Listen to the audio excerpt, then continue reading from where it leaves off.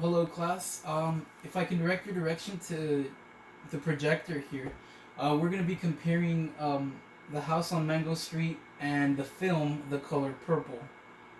So, the 4 points that I decided to choose were uh, the comparing and contrasting of the main characters of Esperanza and of Celi. We're going to discuss the role of women in the texts. We're going to analyze the themes of racism, sexism, and relationships in the text. And we're going to discuss the different types of abuse and the effect it has on the characters in the texts. Actually wanted to start with the role of women in the text. Um, and we can start with the color purple. Now we can go with Celi. Um, and based on the fact that this book or the film takes place in 1909, we're gonna assume that it's before women could even have the right to vote. Um, so Sally's not held in particularly a high regard, um, especially unfortunately due to the circumstance that she's African American and she's a woman. She's a double minority. So in this book, she's treated as such. She's pretty much property, and she is her role is that of a servant. She's there to do whatever her masters tell her to do, in the book and in the film, and that's pretty much what she does until she finally finds her courage at the very end. But her role is pretty much that of a servant. So we're gonna go ahead and write this down. Of course, like I said, the movie takes place in 1909.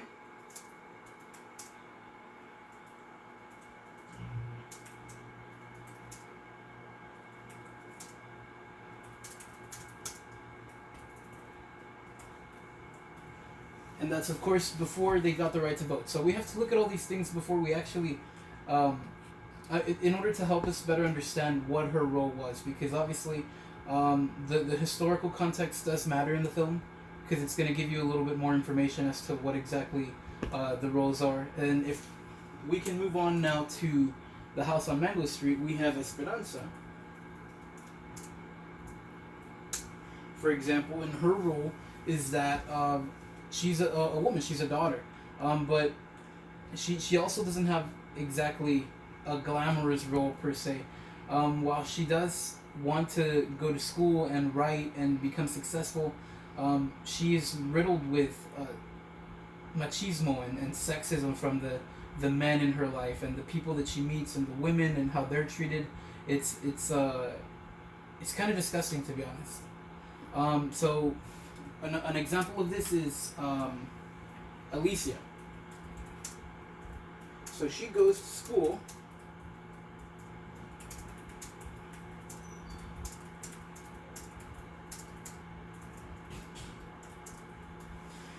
Alicia is a perfect example. Alicia goes to school because she wants to be successful and she wants to get out of the barrio that they're all in. But her father wants her to do the chores. He wants her to do the cooking.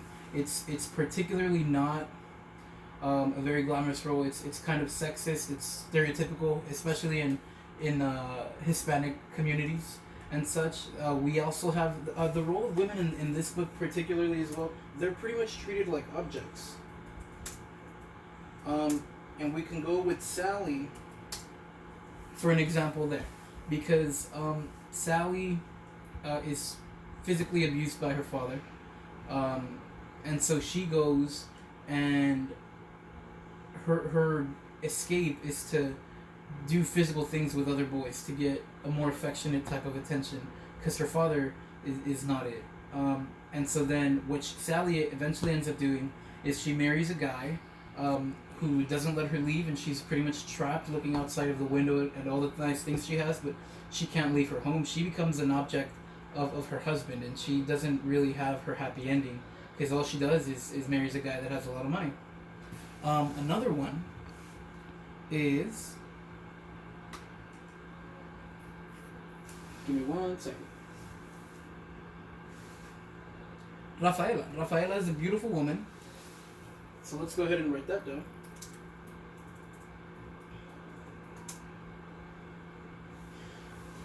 Rafaela's a beautiful woman, but her husband won't let her leave the house, even when he goes to play poker. So he just leaves her there because she's so pretty and he doesn't want her to be seen or admired.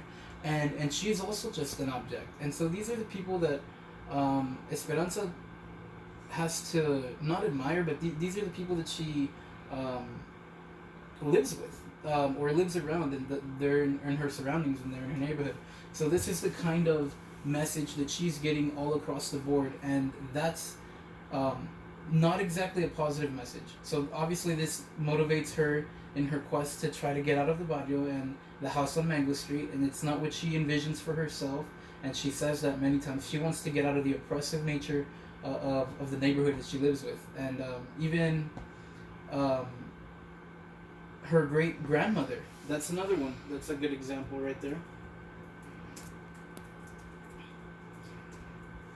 Because her great grandmother was forced into marriage, and so obviously being forced into marriage is not ideal now, but back then it was. So she never forgave her husband for that, and she spent her life looking at outside of her window, and that pretty much becomes a big image in the book. Is just trapped women that are trying to escape, and Esperanza sees this and hears about this, and her mo, her mission is to get out of Mango Street, become a writer, become independent and successful, and come back and help everybody that she sees that is trapped that can't help themselves.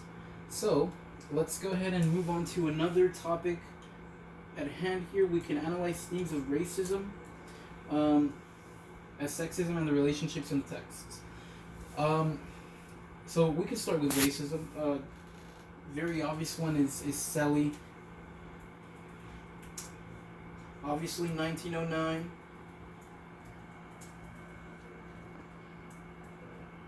Oh, no.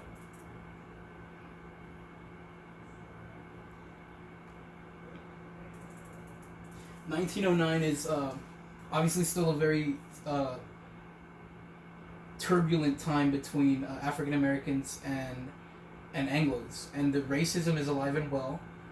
So Sally obviously faces a lot of racism, and sexism is also alive and well.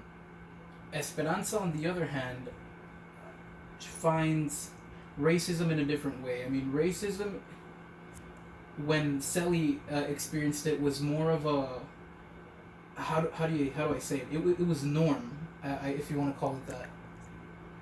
Because that's just there was a lot of before all the civil rights and whatnot. That's just the way things were, and so Esperanza, on the other hand, she experiences racism with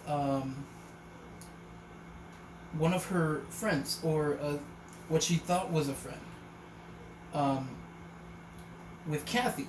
So Kathy says that she needs to move out, and so let's go ahead and write that down.